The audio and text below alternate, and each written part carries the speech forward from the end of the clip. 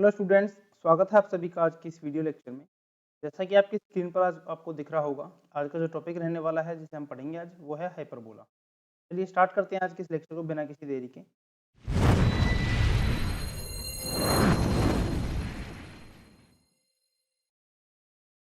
देखिए हाइपरबोला क्या होता है। Hyperbola is the set of all points in a plane, the difference of whose distance from two fixed points in the plane is constant. यानी कि hyperbola एक ऐसा points का सेट होता है इनमें हम पॉइंट लेते हैं किसी दो फिक्स्ड पॉइंट से, उस पॉइंट की डिस्टेंस का जो डिफरेंस होगा वो कांस्टेंट आना चाहिए। थोड़ा डायग्राम की हेल्प से देखते हैं। ये डेफिनेशन जो है हो सकता है आपके माइंड के ऊपर से गई हो, डायग्राम की हेल्प से हम समझने की कोशिश करेंगे। देखिए ये हमारे पास एक हाइपरबोला का जो है डायग्राम बना हुआ है और यहाँ पर दो फिक्स पॉइंट है, एक पॉइंट है F1 फिक्स है और एक पॉइंट है F2। तो ये दोनों जो पॉइंट है वो फिक्स हैं, जैसे कि अभी लास्ट तक हमने एलिप्स में पढ़ा, पैराबोला में पढ़ा, इन सब में हम फिक्स पॉइंट और फिक्स लाइन पढ़ते आ रहे थे। उसी टाइप से हाइपरबोला के लिए भी दो फिक्स पॉइंट है जिनको हमने फोकस F1 और फोकस F2 माना है। अब इन दोनों फिक्स पॉइंट से डिस्टेंस, इस टाइप की डिस्टेंस मेंटेन करते हुए हमें पॉइंट्स लेने हैं जिनका जो डिफरेंस आए डिस्टेंस का वो कांस्टेंट आए। जैसे कि फर्स्ट पॉइंट हमने लिया है P1, यहाँ पर ये फर्स्ट पॉइंट P1 लिया है। इस P1 की जो डिस्टेंस निकालेंगे F1 से भी और F2 से भी, तो P से F1 की डिस्टेंस आ गई P1 F1 और F2 पॉइंट से डिस्टेंस आ गई P1 F2। तो इसमें बताया गया कि ऐसे ही पॉइंट्स का सेट लेंगे जिनका डिफरेंस करे, यानी कि दूर वाली डिस्टेंस जो कम वाली डिस्टेंस है उसको माइनस करेंगे। तो बड़ी डिस्टेंस कौन सी, P1 F2 डिस्टेंस है, P1 F2 डिस्टेंस में से माइनस करेंगे छोटी वाली distance P1 F1, P1 F। तो जो भी इसकी दूरी आई है, मान चलो कि डिस्टेंस इसकी आई है, इतनी ही डिस्टेंस को बरकरार रखते हुए हमें कोई और पॉइंट लेना है। जैसे कि अगला पॉइंट हम लेते हैं P2। P2 पॉइंट की अगर डिस्टेंस निकाले तो P2 F1 और P2 F2, ये इसकी दो डिस्टेंस आएंगी। अब बड़ी वाली डिस्टेंस है P2 F2, तो हमें माइनस करना है P2 F2 माइनस का P2 F1। इसकी भी जो डिस्टेंस आनी चाहिए वो K आनी चाहिए, कोई भी कांस्टेंट वैल्यू, यानी कि किन्हीं भी हम पॉइंट ले लेते हैं उनकी जो डिफरेंस आएगी फिक्स पॉइंट से वो हमेशा इक्वल आएगी, कांस्टेंट आएगी। ऐसे पॉइंट्स का सेट जो हम बनाएंगे उनसे जो ग्राफ, उनसे जो कर्व बन के तैयार होगा वो कहलाएगा हाइपरबोला। एक पॉइंट और ले रखा है यहाँ पर P3, P3 से P1 F1 पॉइंट की डिस्टेंस P3 F1 और P3 F2। अब इसमें से डिस्टेंस बड़ी वाली कौन सी, इस बार डिस्टेंस बड़ी है F1 वाली, यानी कि P3 F1, P3 F1 में से माइनस कर देंगे हम P3 F2। अब ये जो सभी डिस्टेंस है आपस में इक्वल आनी चाहिए, ये वाली भी, ये वाली भी और ये वाली, ये तीनों जो डिस्टेंस इक्वल आनी चाहिए, वही चीज यहाँ पर बताई गई है कि P1 F2 minus P1 F1 equal आना चाहिए P2 F2 minus P2 F1, equal आना चाहिए P3 F1 minus P3 F2। अगर इस टाइप से अगर हम पॉइंट्स लेते हैं और उनको मिलाकर कोई भी कर्व बना देते हैं तो जो कर्व बनकर जो तैयार होगा डायग्राम वो कहलाएगा हाइपरबोला। ठीक है। अब हाइपरबोला में कुछ चीजें हैं, जैसे कि एक होता है कंजुगेट एक्सिस और एक होता है ट्रांसफर एक्सिस। अब इसमें क्या है समझने वाली बात कि जो एक्सिस फोकस से होकर गुजरेगा, दोनों ही फोकस से होकर जो एक्सिस जाएगा वो वाला एक्सिस कहलाएगा ट्रांसवर्स एक्सिस। ठीक है। और जो एक्सिस यानी जो भी लाइन इस एक्सिस ट्रांसफर एक्सिस के परपेंडिकुलर होगी और सेंटर से होकर पास होगी वो कहलाएगी कंजुगेट एक्सिस। ठीक है। ये बात इस नीचे वाले जो पैराग्राफ है इसमें लिखी हुई है, पढ़ना भी चाहो तो the term difference that is used to definition means the distance of the further point minus the distance of the closer point. ये इसमें वही बताया गया है कि जो दूर वाली डिस्टेंस है उसमें से जो नजीक वाली डिस्टेंस है उसको माइनस करना है, अदरवाइज डिस्टेंस माइनस आएगी और आंसर वेरी करेगा। इसलिए हमको हर किसी पॉइंट के केस में दूर वाली डिस्टेंस में से नजदीक वाली डिस्टेंस को घटाना है, तभी जाके जो वैल्यू है कांस्टेंट आएगी। उसके बाद बोला गया कि the two fixed point are called focus of foci of hyperbola. ये भी बता दिया आपको कि जो दो फिक्स्ड पॉइंट है उनको हमने फोकाई बोला है हाइपरबोला की। उसके बाद the mid point of the line segment joining the foci is called centre of the hyperbola. इसमें क्या मतलब है कि जो दो पॉइंट है ये वाला F1 और ये वाला F2, इन दोनों का बीच का ये पॉइंट है सेंटर, तो मिड पॉइंट जो है वही क्या कहलाता है, इनका सेंटर कहलाता है। उसके बाद है the line through the foci is called transfer axis. हमने बता दिया कि दोनों फोकाई से होकर जो लाइन पास होती है उसको ट्रांसफर एक्सिस बोलते हैं और जो लाइन इसके परपेंडिकुलर होती है उसको कंजुगेट एक्सिस बोलते हैं। उसके बाद the point eight which the hyperbola intersect the transfer axis is called the vertices of the parabola. देखिए ये पैराबोला है, सॉरी ये हाइपरबोला है, एक इधर से है और एक इधर से है। ठीक है। ये इस जो इसका ट्रांसफर एक्सिस है उसको इस ए पॉइंट पर इंटरसेक्ट कर रही है और इधर बी पॉइंट पर इंटरसेक्ट कर रही है। तो जो पॉइंट ए और बी हैं यही इस हाइपरबोला के वर्टाइसिस कहलाते हैं। एक बात ये नहीं कि दो अलग अलग पैरा हाइपरबोला नहीं है, ये दोनों ही एक ही हाइपरबोला है, बस उसके दो अलग अलग ब्रांचेस हैं, एक इधर राइट साइड में है और एक इधर लेफ्ट साइड में है, ठीक है। अलग अलग हाइपरबोला नहीं है, बिल्कुल एक ही हाइपरबोला है, उसके दो अलग अलग ब्रांच हो गई, एक लेफ्ट वाली हो गई और एक राइट वाली होगी। उसके बाद दिया गया है कि we denote the distance between the two foci is 2c। जो दो फोकाई के बीच की f1 और f2 के बीच की डिस्टेंस है वो हमने 2c से डिनोट किया है। तो बना लेते रेड पेन से, यानी कि जो डिस्टेंस आपको दिख रही है यहाँ से यहाँ तक f1 से लेकर f2 तक, इनके जो बीच की डिस्टेंस है उसको 2c से डिनोट किया है। अगर हम सिर्फ इस सेंटर से और इस एक फोकस के बीच की डिस्टेंस निकालें तो वो कितनी आ जाएगी, इधर c आ जाएगी और इधर c, यानी कि हम कह सकते हैं दोनों के मिड पॉइंट में है तो दोनों फोकस की जो डिस्टेंस है ओरिजिन से हम कह सकते हैं वो कितनी है, c है। इसको सेमी ट्रांसवर्स एक्सिस भी कह सकते हो, ठीक है, जैसे हमने पहले पढ़ा था सेमी एक्सिस उस टाइप से। उसके बाद बोला गया कि the distance between the to vertices. अच्छा, उसके बाद जो वर्टाइसेस हैं ये वाले a से लेकर b तक की जो डिस्टेंस है इसको हमने डिनोट किया है 2a से। तो हम कह सकते हैं कि जो डिस्टेंस रहने वाली है सेंटर से लेकर एक वर्टाइसेस की वो a रहेगी और इधर भी क्या हो जाएगी, a हो जाएगी, तभी जाकर तो टोटल 2a बनेगी, ठीक है। और ऐसे ही कहीं एक टर्म आएगी b जिसका मीनिंग होगा under root C square minus a square. Actually b जो होगी हमारे पास कंजुगेट, जो उसका कंजुगेट एक्सिस होगा उसकी लेंथ को डिनोट करेगी, उसके 2b से हम डिनोट कर देंगे, ठीक है। जैसे भी थोड़ी देर पहले हमने इलिप्स में और हाइपरबोला में पढ़ा था तो बिल्कुल उसी टाइप से है। तो हमने वहां पर एक डेफिनेशन पढ़ी, एक हमने रिजल्ट निकाला था कि जो उसकी जो एक्सिस था उनकी लेंथ निकाली थी। तो इसी तरीके से इसमें भी हम लेंथ निकालेंगे, या लेंथ मान सकते हो किसी कंजुगेट एक्सिस की या ट्रांसफर एक्सिस की लेंथ मान लो, या फिर सिंपली इसमें बोला गया है जो पॉइंट पी लिया है उसको हम इसके वर्टाइसिस पे ले लेते हैं, एक ए पर और बी पर, ठीक है। और उनके बीच की डिस्टेंस को हम पता करेंगे, यानी कि जो भी हमारे पास पॉइंट्स आएगा, कोई भी पॉइंट हम किसी हाइपरबोला पर कहीं पर भी कोई पॉइंट लेते हैं, उनकी डिस्टेंस दोनों फोकस से निकालेंगे तो वो डिस्टेंस कितनी आएगी इसके हम जो है रिजल्ट निकालने वाले हैं, ठीक है। तो पहले इसको थोड़ा साफ कर लेते हैं क्लियर करके।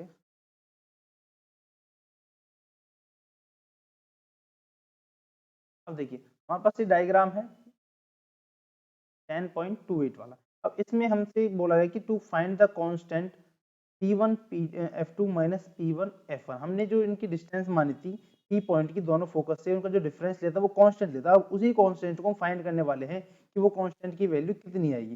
तो हम मान लेते हैं कि by taking the point P at A and B in the figure 10.28, हम उस पॉइंट P को एक बार हम F पर A पर मान लेते हैं और एक बार B पर मान लेते हैं, ठीक है।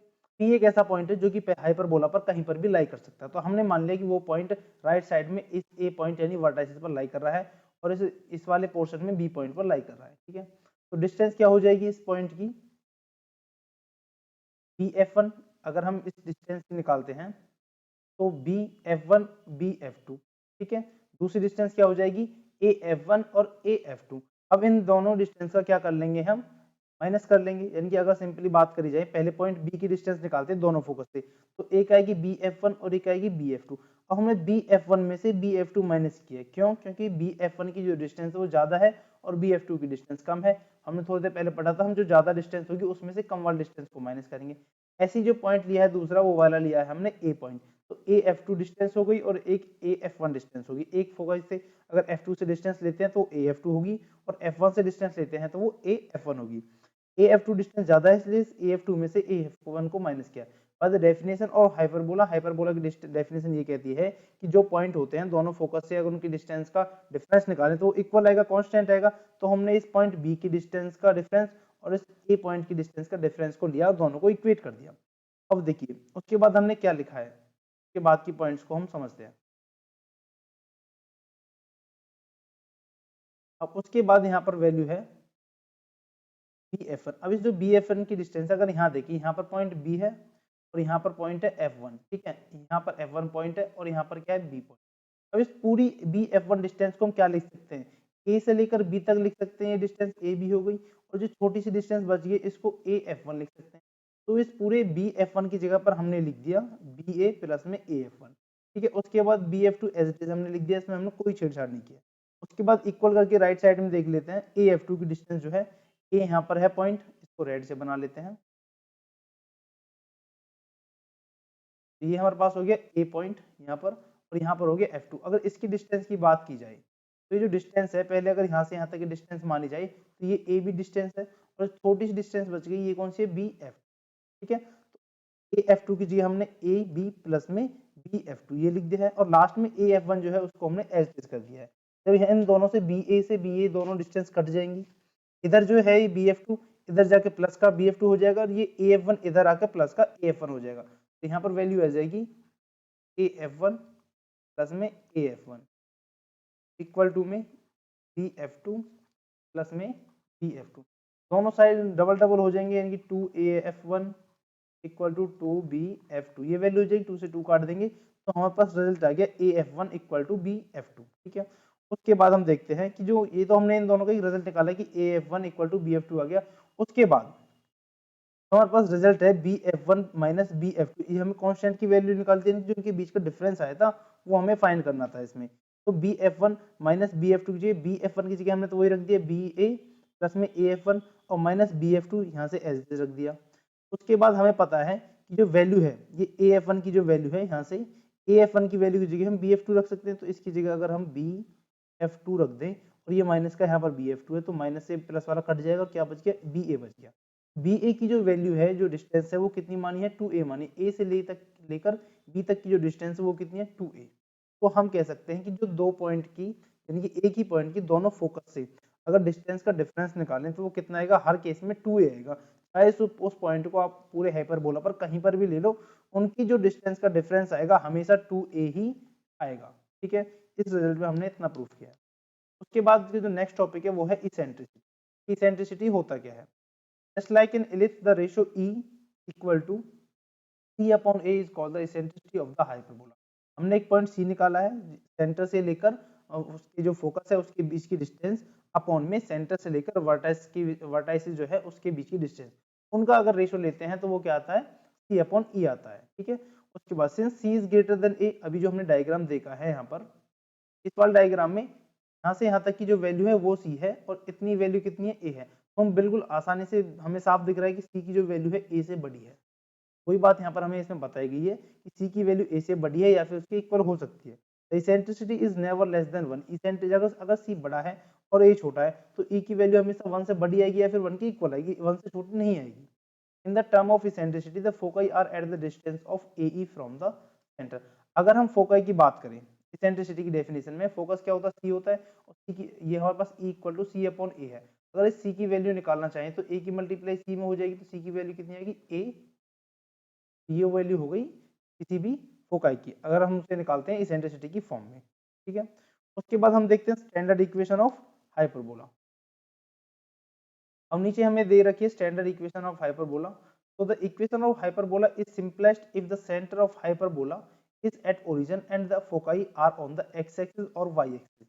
The two such possible orientations are shown in figure 10.29। यानी कि हमारे सिलेबस में 11th क्लास के लिए जो आप हाइपरबोला पढ़ोगे उनमें ये कंडीशन है, सिर्फ इतना पढ़ना है कि जिस हाइपरबोला का सेंटर ओरिजिन पर लाई करे और उनका जो वर्टाइसिस है यानी कि जो फोकाई और वर्टाइसिस है या तो वो एक्स एक्सिस पर होंगे या फिर वाई एक्सिस पर होंगे। तो इस टाइप से हमारे पास दो केस बनेंगे हाइपरबोला के। तो पहला केस तो ये वाला है जहां पर आपका सेंटर ओरिजिन पर है और वर्टाइसिस और फोकाई जो है हमारे पास एक्स एक्सिस पर है। इक्वेशन है एक्स स्क्वायर अपॉन ए square minus Y square upon में बी स्क्वायर इक्वल टू में 1।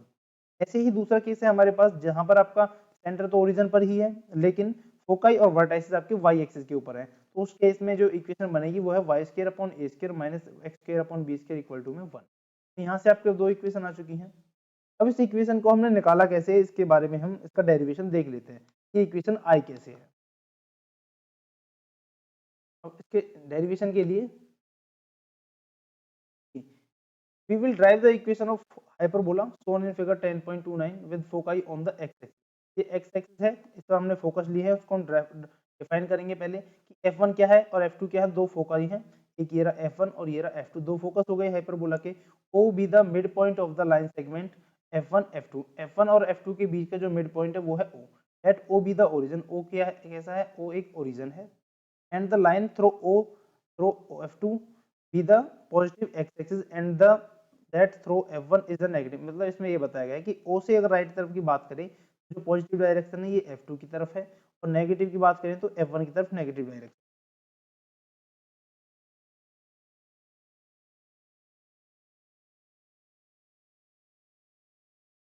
ठीक है, उसके बाद और इसमें क्या बताया गया कि the line through O perpendicular to x axis be y axis, let the coordinate of f1 be minus c zero. अभी कोऑर्डिनेट्स तो आपको पता है, फोकस के कोऑर्डिनेट्स सी जीरो मानते हैं, माइनस सी जीरो मानते हैं, तो नेगेटिव साइड में तो माइनस सी जीरो ले लेंगे और पॉजिटिव साइड में ओनली सी जीरो ले लेंगे। तो यहाँ पर इसके जो है कोऑर्डिनेट बताए गए हैं कि यहाँ पर माइनस सी जीरो है और यहाँ पर सी जीरो है।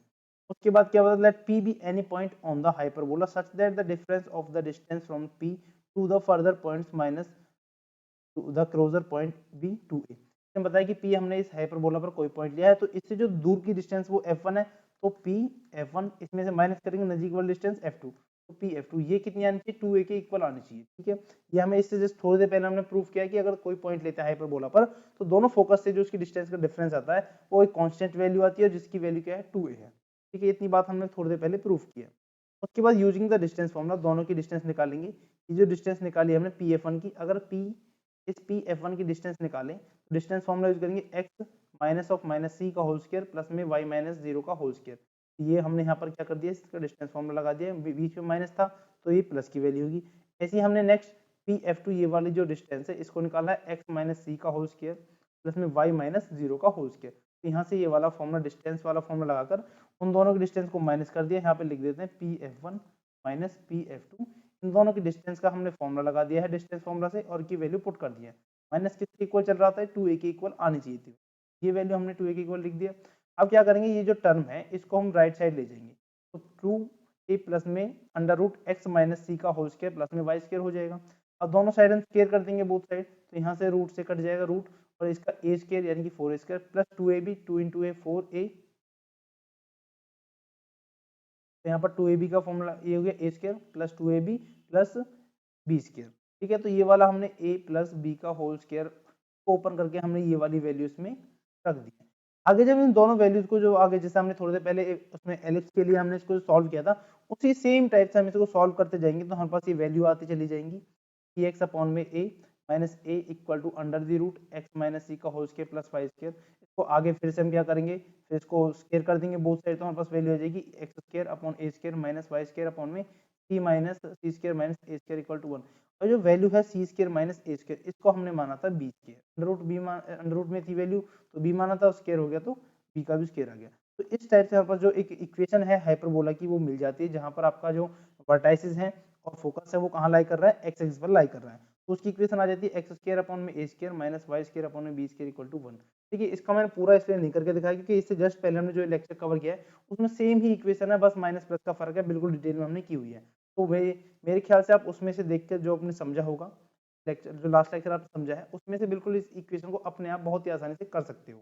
टाइम को बचाते हुए इसको थोड़ा सा स्ट्रेट फॉरवर्ड डायरेक्ट कर रहे हैं, तो इक्वेशन हमारे पास आ गई एक्स स्क्वायर अपॉन में square minus Y square upon में बी स्क्वायर।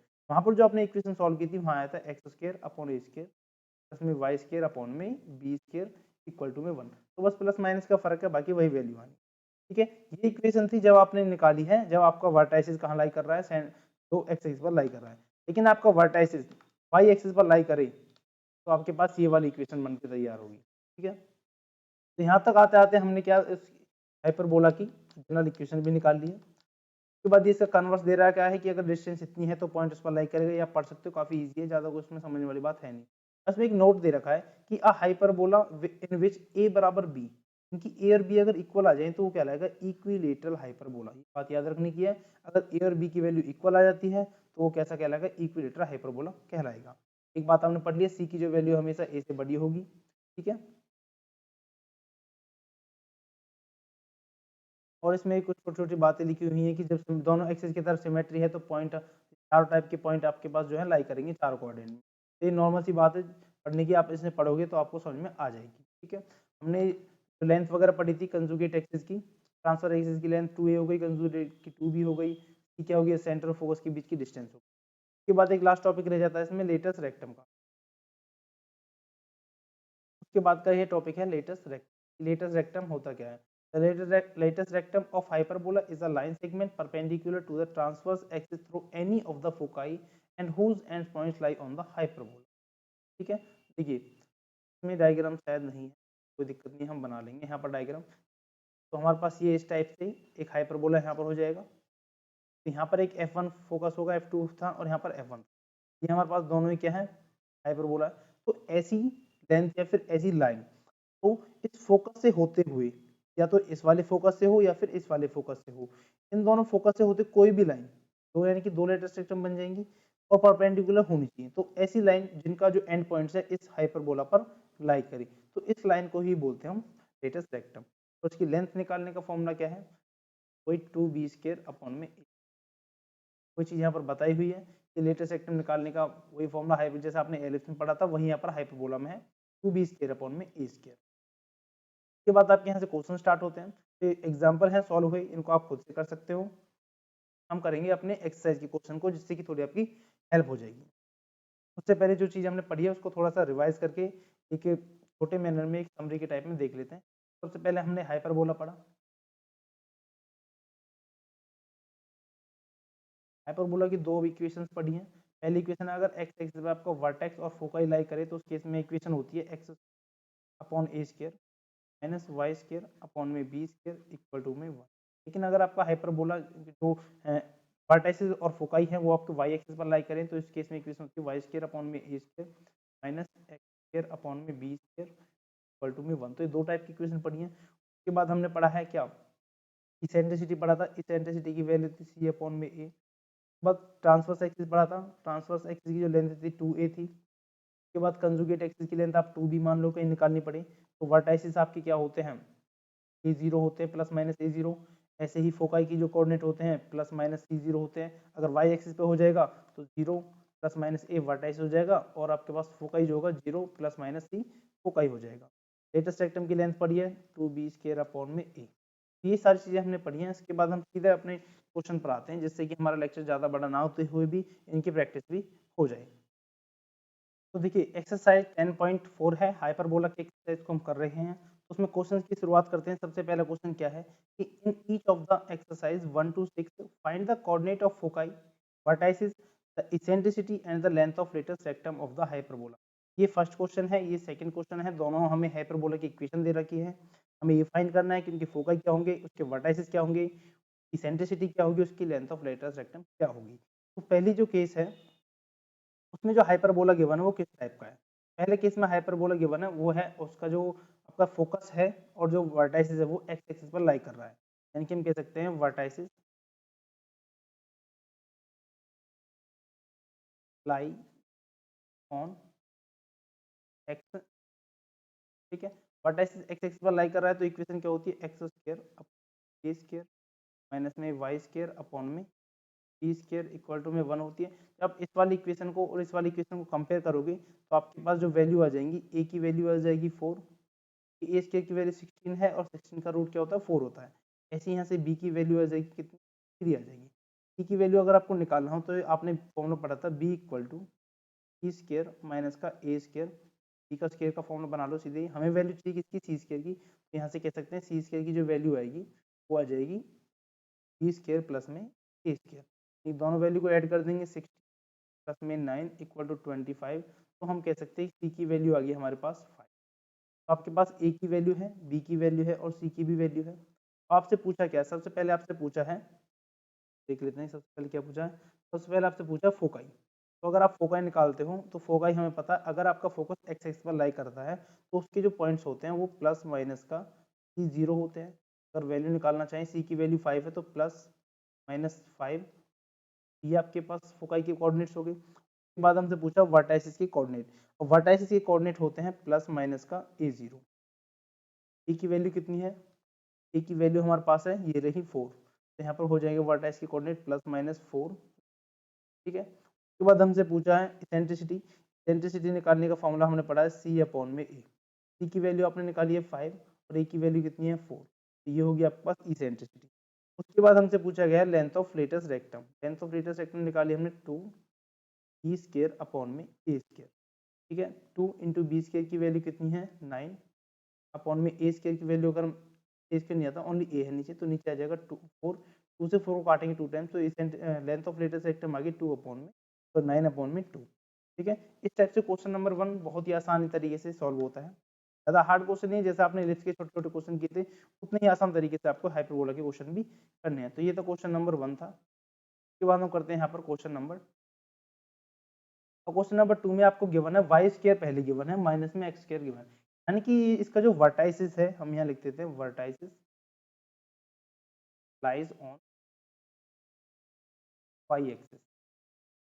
अगर वर्टेक्स लाई एक्सिस पर वाई एक्सिस पर लाई कर रहा है तो उसकी इक्वेशन होती है वाई स्क्र अपॉन में a square minus x square upon में बी स्क्र इक्वल टू में 1।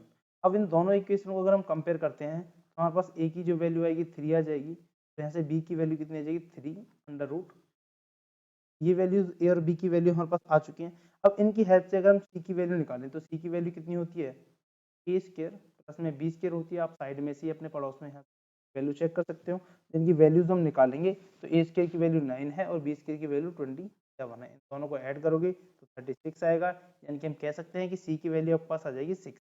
ठीक है, आपके पास ए की वैल्यू है, बी की वैल्यू है और सी की वैल्यू है। अब आपका जो वर्टाइसिस है वो लाई कर रहा है वाई एक्सिस पर। जब वर्टाइसिस वाई एक्सिस पर लाई करता है तो उस समय फोकस की जो कोऑर्डिनेट होते हैं 0 प्लस माइनस का ए होता है। तो इसकी वैल्यू हम निकाल लेंगे फोकस की 0 प्लस माइनस ए की वैल्यू है। तो फोकस की जो कोऑर्डिनेट हो गए वो गए, एक मिनट, यहाँ थोड़ी सी हमने गलती कर दी है। फोकस की कोऑर्डिनेट में हम ए नहीं लेते सी लेते हैं, तो इसको सही कर लेंगे। फोकस की कोऑर्डिनेट हो जाएंगे प्लस माइनस सी, यहाँ पर सी की वैल्यू आप निकालिए 6। फोकस की कोऑर्डिनेट हो गए 0 प्लस माइनस सी। वर्टाइसिस की कोऑर्डिनेट होते हैं 0 प्लस माइनस, तो हम वर्टाइसिस की कोऑर्डिनेट निकालेंगे, वो आ जाएगा 0 प्लस माइनस का ए की वैल्यू है 3। ये आपके पास फोकस आ गया और ये आपके पास वर्टाइसिस आ गया। उसके बाद हम निकालते हैं इसेंट्रिसिटी। इसेंट्रिसिटी की वैल्यू होती है सी अपॉन में ए। सी की वैल्यू अपने 6 निकाली है, ए की वैल्यू 3 है, तो हम कह सकते हैं इसेंट्रिसिटी जो आएगी वो आ जाएगी 2। 3 तो 6 को 3 से डिवाइड करेंगे 2 आ जाएगा। उसके बाद लेंथ ऑफ लेटेस्ट सेक्शन निकालते हैं 2 बी स्क्वायर अपॉन में 2 की जगह 2 रखेंगे, बी स्क्वायर की जो वैल्यू है वो है 27 अपॉन में ए की वैल्यू है 3, काट देंगे 9 10, वैल्यू आ जाएगी आपके पास 18। तो हम कह सकते हैं कि लेंथ ऑफ लेटेस्ट सेक्टम 18 आई है, इसेंट्रिसिटी 2 आई है, वर्टाइसिस 0 प्लस माइनस 3 आए हैं और फोकस 0 प्लस माइनस 6 आए। तो आई होप ये क्वेश्चन आसान थे, आपको समझ में आए होंगे। एक हमने एक्स एक्सिस वाला क्वेश्चन किया है और एक हमने वाई एक्सिस वाला क्वेश्चन किया। के बाद मूव करते हैं हम नेक्स्ट टाइप के क्वेश्चन पर। नेक्स्ट टाइप के क्वेश्चन क्या है कि 16x square minus 9y square equal to 576। अब इस इक्वेशन को पहले हम कोशिश करेंगे उसमें देखो x यहाँ पर सामने है, इसका मतलब वर्टेक्स तो x एक्सिस पर लाई करेगा, ये तो कंफर्म बात है। तो पहले हम इस इक्वल में 1 चाहिए, तो पूरी इस इक्वेशन को, कंप्लीट इक्वेशन को 576 से डिवाइड कर देते हैं दोनों तरफ। तो डिवाइड कर देंगे तो हमारे पास क्या बच जाएगा, 16 को नीचे ले आएंगे, 16 को काट देंगे तो वैल्यू आ जाएगी यहाँ पर कितनी 36 वैल्यू बचेगी यहाँ पर। देखिए यहाँ पर वैल्यू बच जाएगी एक्स स्क्र अपॉन में 36 माइनस का वाई स्क्र अपॉन में 4 इक्वल टू में से कट जाएगी सारी वैल्यू, तो यहाँ पर बच गया कितना 1। अब इस इक्वेशन को अगर हम कंपेयर करें अपनी जनरल इक्वेशन से, क्योंकि ये इक्वेशन कौन सी है, ये वाली इक्वेशन है एक्स स्क्र अपॉन में a square minus y square upon में बी स्क्र इक्वल टू में 1।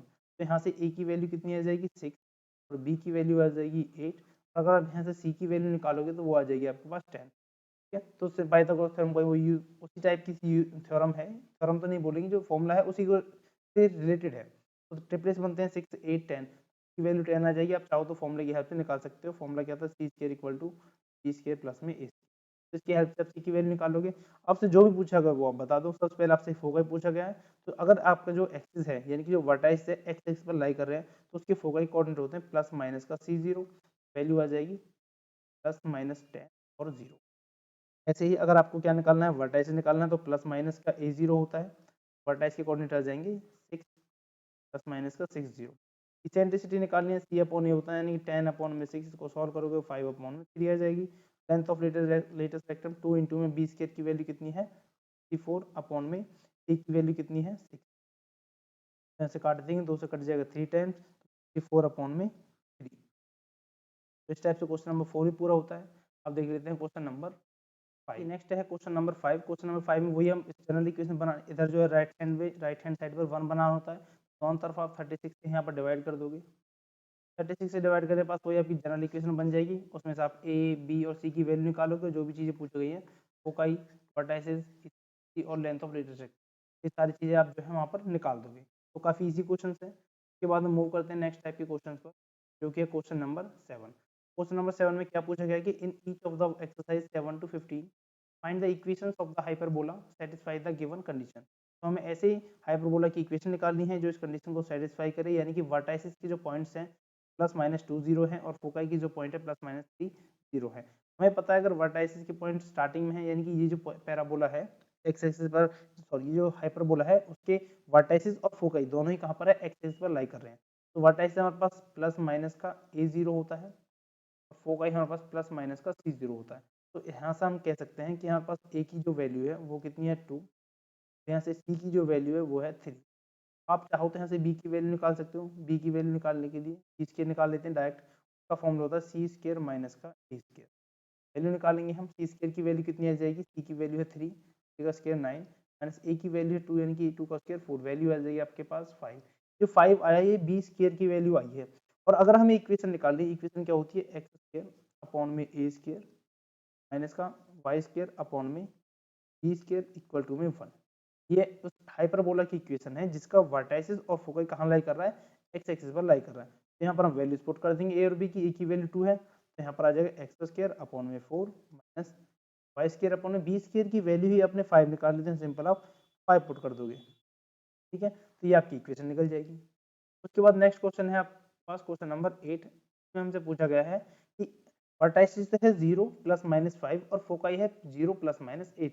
इस बार ये जो वर्टाइसिस है और फोकाई है वो कहाँ पर लाई कर रहे हैं, वो आपके लाई कर रहे हैं वाई एक्सिस पर, और वाई एक्सिस पर लाई कर रहे हैं तो कोऑर्डिनेट होते हैं 0 +- का a, और सेंटर के कोऑर्डिनेट होते हैं 0 +- का c। ठीक है, ये फोकस हो गया आपके पास। अब यहाँ पर a की जो वैल्यू है वो कितनी आ गई, 5 आ चुकी है, और c की वैल्यू आ चुकी है 8। आपको निकालनी है b की वैल्यू, तो शायद b स्क्वायर निकाल लेते हैं डायरेक्ट, सी स्क्वायर माइनस का ए स्क्वायर, यहाँ से वैल्यू आ जाएगी सी स्क्वायर की वैल्यू निकालोगे तो 64 माइनस ए की वैल्यू 25। यहाँ पर आपके पास जो वैल्यू आएगी वो आने वाली है 93, तो बी स्क्वायर की डायरेक्ट वैल्यू 39 आ जाएगी।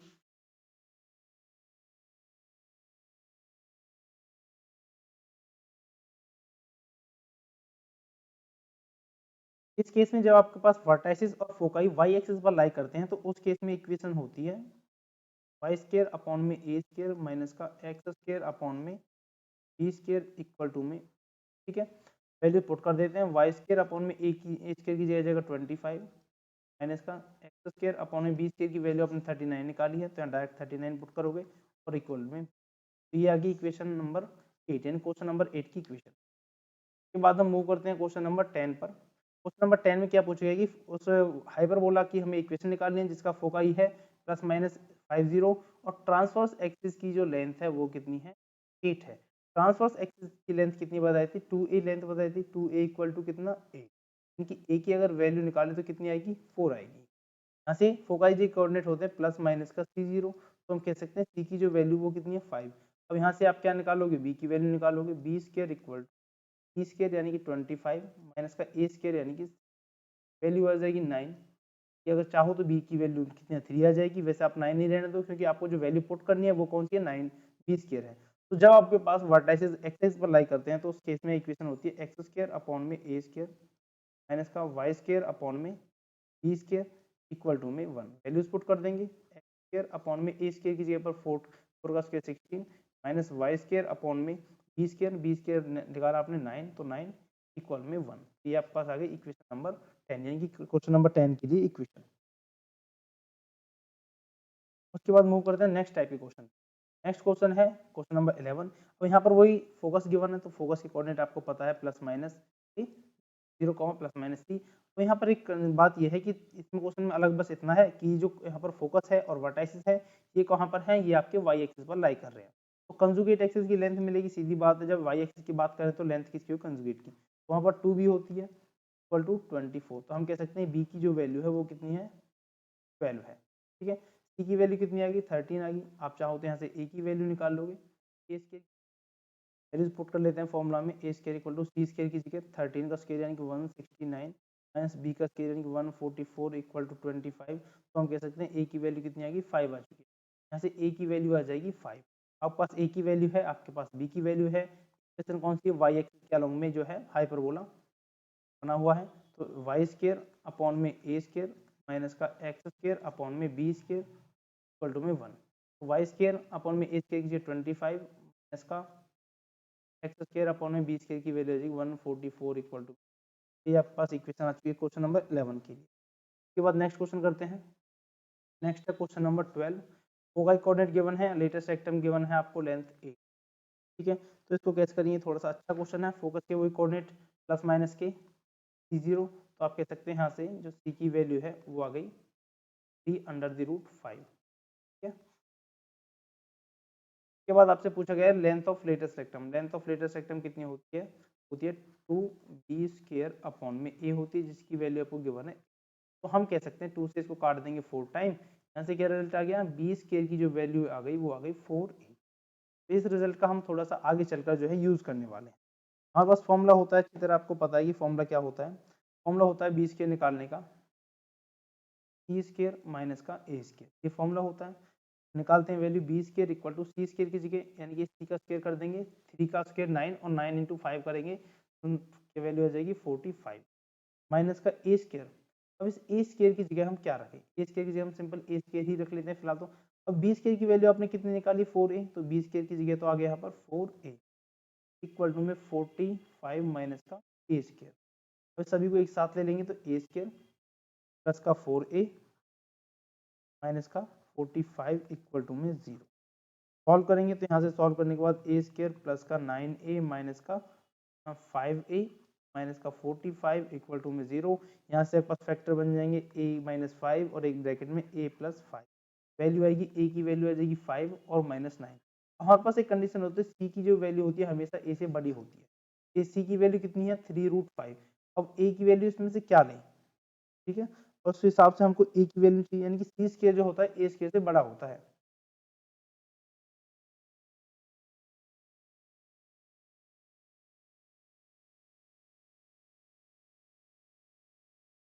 हमें क्या चाहिए, हमको चाहिए c² ग्रेटर देन a² होता है ना। तो अगर हम c² की वैल्यू निकाल तो 49 है, इनमें से अगर 9 का स्क्वायर करेंगे तो 81 आएगा, 5 करेंगे 25 आएगा। वैल्यू कितनी आनी चाहिए, a की वैल्यू को 5 देंगे, या फिर आप कह सकते हैं a की वैल्यू यहाँ पर पॉजिटिव होनी चाहिए। अगर नेगेटिव हो गई तो हाइपरबोला जो है मर्ज हो जाएगा, जो कि होना नहीं चाहिए, ठीक है। तो हम a की वैल्यू क्या ले लेंगे, यहाँ पर 5 ले लेंगे, 9 को नेग्लेक्ट कर देंगे। a की वैल्यू आपके पास आ चुकी है 5। आपको वो निकालनी है इक्वेशन। इक्वेशन निकालने के लिए फॉर्मूला आपको पता है अच्छे खासे। b की वैल्यू निकाल लो, b² की वैल्यू आ जाएगी 5 इंटू 20, यानी कि b² की वैल्यू आ गई डायरेक्टली 20। a² निकालेंगे तो 25 आ जाएगा a²। क्वेश्चन लिखेंगे x² अपॉन में a² की जगह 25 माइनस का y² अपॉन में b² और b² की वैल्यू आपने निकाली 20 इक्वल टू में 1। तो इस टाइप से क्वेश्चन नंबर 12 भी सॉल्व होता है। बस ये वाला जो पार्ट था यहाँ पर आपको फैक्टर करके इसको सॉल्व करना था, ये थोड़ा सा एक अलग कंसेप्ट है। उसके बाद है क्वेश्चन नंबर 14। क्वेश्चन नंबर 14 में क्या गिवन, वर्टाइसिस गिवन है प्लस माइनस के 7 0 और इसेंट्रिसिटी गिवन है 4/3। वर्टाइसिस हमारे पास क्या होते हैं a0 होते हैं, यानी कि एक कोऑर्डिनेट वैल्यू आ गई, e की वैल्यू आ गई आपके पास 7 और e की वैल्यू होती है c अपॉन में a, ठीक है। देखिए c अपॉन में a की वैल्यू कितनी है 4/3 है, a की वैल्यू अपने 7 निकाली है, तो पुट कर देंगे c अपॉन में 7 इक्वल टू में 4/3। तो आप यहाँ से c की वैल्यू निकालोगे 28/3। ये वैल्यू आ चुकी है आपके पास c की वैल्यू। c की वैल्यू निकालने के बाद आपको निकालनी होती है b की वैल्यू। b² की वैल्यू होती है b² का a²। वैल्यूज पुट कर देंगे 28/3 का होल स्क्वायर 28 का स्क्वायर होल स्क्वायर करेंगे तो वैल्यू आएगी आपके पास 784/9 का 49। तो जब आप सॉल्व करोगे तो 784 माइनस 441, यहाँ से आपके पास वैल्यू आ जाएगी 343। ये वैल्यू आएगी b² की वैल्यू। b² है आपके पास a² है, आप इक्वेशन लिख सकते हो, वही x एक्सिस के अलॉन्ग में ये सिमेट्री है, या फिर कह सकते हो इसके जो फोकस है और वर्टाइसिस है वो x एक्सिस पर लाई कर रहे हैं। इक्वेशन हो जाएगी x² अपॉन में a² माइनस के y² अपॉन में b² इक्वल टू में स्क्वायर कीजिए x² और a² की वैल्यू है 7 का स्क्वायर 49 माइनस y² अपॉन में b² की वैल्यू निकाली 343। जो अपॉन का नीचे 9 आने वाला था, इस 9 को हम ऊपर ले जाकर यहाँ पर 9 लिख देंगे इक्वल टू में 1। ये आ जाएगी इक्वेशन नंबर 14। उसके बाद एक्सरसाइज का लास्ट क्वेश्चन रह जाता है एक, क्वेश्चन नंबर 15। क्वेश्चन नंबर 15 है फोकस गिवन है 0 प्लस माइनस √10 और पासिंग थ्रू 2 3, ठीक है भाई। तो हमारे पास ऐसे फोकस की ऐसे ही जो हाइपरबोला उसकी इक्वेशन निकालनी है जिसका फोकाई है 0 प्लस माइनस √10, और वो जो हाइपरबोला है वो 2-3 पॉइंट से होकर पास हो रहा है। तो इस फोकस को देखकर आप सी की वैल्यू निकाल सकते हो। यहाँ से सी की वैल्यू आ जाएगी √10। कितनी वैल्यू आपके पास आ चुकी है। अब उसके बाद अगर हम यहाँ से बात करें, एक फॉर्मूला होता है हमारे पास, वही आपने पढ़ा है, b square equal to c square minus a square. तो बी स्क्वायर की जो वैल्यू कितनी आ जाएगी 10 माइनस का ए स्क्वायर। इस वाले रिजल्ट का हम यूज करने वाले हैं, तो इसको थोड़ा सा हमने पहले ही निकाल लिया है। अब हमें सबसे पहले देख लेते हैं इसका जो एक्सिस है, यानी कि जो इसका फोकस है और जो वर्टाइसिस है वो कहाँ पर लाई कर रहा है, वो लाई कर रहा है वाई एक्सिस पर। उस केस में आपके पास इक्वेशन होती है वाई स्क्वायर अपॉन में ए स्क्वायर माइनस का एक्स स्क्वायर अपॉन में बी स्क्वायर इक्वल टू में 1। ठीक है। और ये जो हमारे पास हाइपरबोला है ये वाला, ये इस पॉइंट से होकर पास हो रहा है, तो ये वाला पॉइंट इसको सेटिस्फाई करेगा। वैल्यू पुट करते हैं y की जगह पर 3, और 3 का स्क्वायर होता है 9 अपॉन में a स्क्वायर माइनस x की जगह पर कितना है 2 है, तो 2 का स्क्वायर होता है 4 अपॉन में b स्क्वायर इक्वल टू में 1। तो इस b स्क्वायर की जगह पर हम ये 10 माइनस a स्क्वायर रख सकते हैं जी, बिल्कुल रख सकते हैं।